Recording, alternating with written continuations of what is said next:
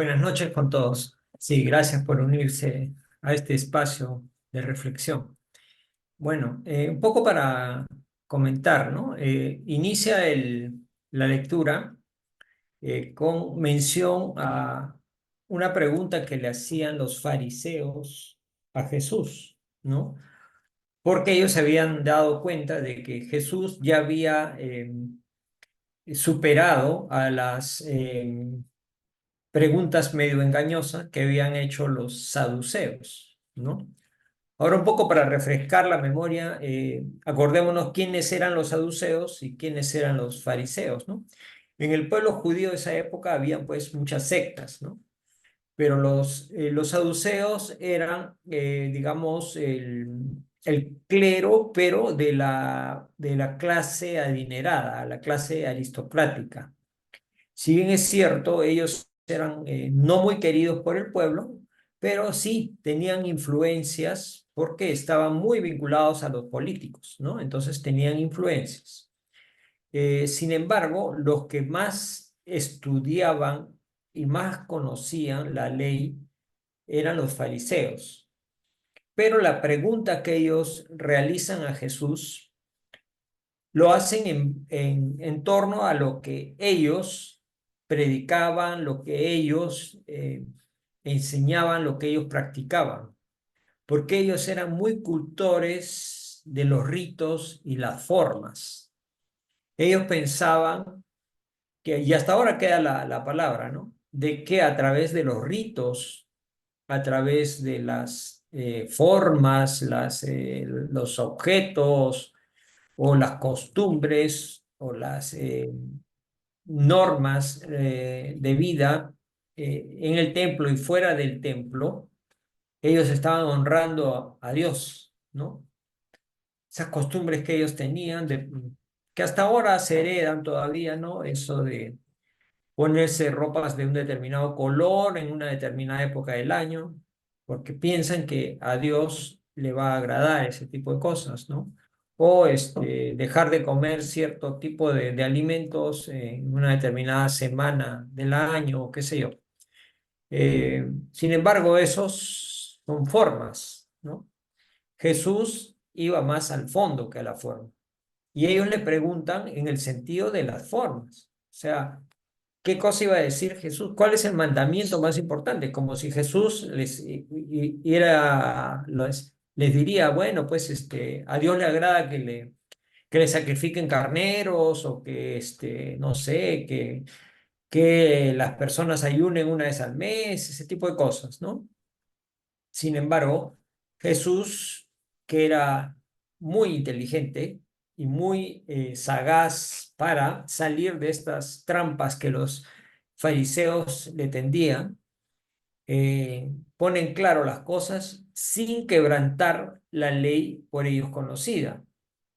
Recalca la soberanía absoluta del Creador, dice amar a Dios sobre todas las cosas y amplía la respuesta diciendo con todo tu alma, con todo tu corazón y con toda tu mente, dice, ¿no? ¿Qué quiere decir eso? Con toda tu emoción, tus emociones, tus sentimientos, es la parte del corazón. Tu mente, la parte de tu razón, de tu lógica y de tu inteligencia y la otra parte, la parte del alma se refiere a la parte del espiritual, ¿no? ¿No? Entonces, ¿qué quiere decir? El ser integral, el espíritu, el cuerpo y la inteligencia, todo hacia amar a Dios, ¿no? Vale decir, entender, aprender la parte espiritual y reconocer a Dios como nuestro creador. Ahora, de ahí se desprenden varias cosas, ¿no? Como lo que mencionaban por ahí, ¿no? ¿Qué cosa es amar a Dios? Amar a Dios es estar alineado, aparte de estas tres cosas que he mencionado, estar alineado con las leyes que Él nos deja y nos establece, ¿no? Y esas leyes no es que Dios mismo las ha escrito y nos las ha dejado en un libro, no, sino a través de Jesús se señala el camino. Las enseñanzas de Jesús son enseñanzas muy sencillas, muy claras, y que son entendibles hasta ahora, ¿no? Y no pierden vigencia. Más aún son ampliadas por la espiritualidad que nos regaló estos maravillosos libros, como es el Evangelio, el libro de los Espíritus, ¿no? Entonces, el entender, ¿no? Y destacar este rol que como seres humanos tenemos, ¿no? De amar al prójimo como a ti mismo. Eso implica, pues, conocernos a nosotros mismos para poder amarnos primero y después amar al prójimo, ¿no?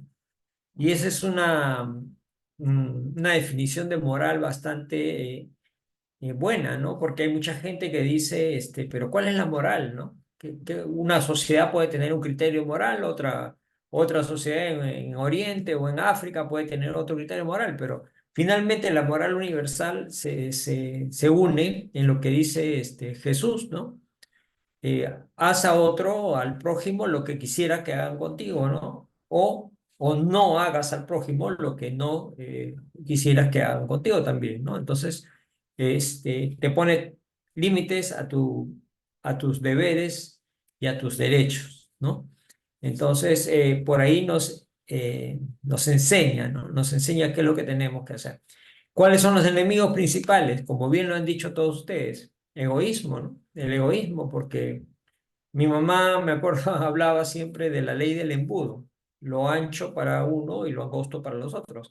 Y los seres humanos somos así, pues, ¿no? O sea, queremos que a nosotros nos perdonen las deudas, a nosotros nos perdonen los errores, pero nosotros no perdonamos a los otros. Guardamos rencores, exigimos justicia, exigimos que nos paguen, pero cuando nosotros somos los deudores o los ofensores, ahí sí somos suaves, ¿no? No, es que por aquí, por allá, pero siempre encontramos un pretexto para no asumir la responsabilidad, ¿no?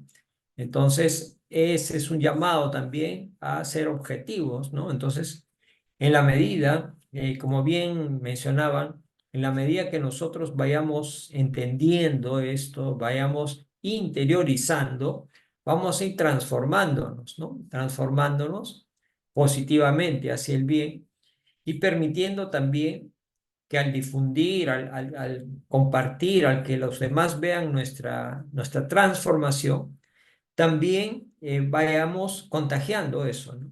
Contagiando y el mundo vaya progresivamente cambiando, ¿no? Es cierto, la gran mayoría está sumida, inmersa en la materialidad, en la sensorialidad, digamos, ¿no? Los placeres y todo lo que la materia brinda, ¿no?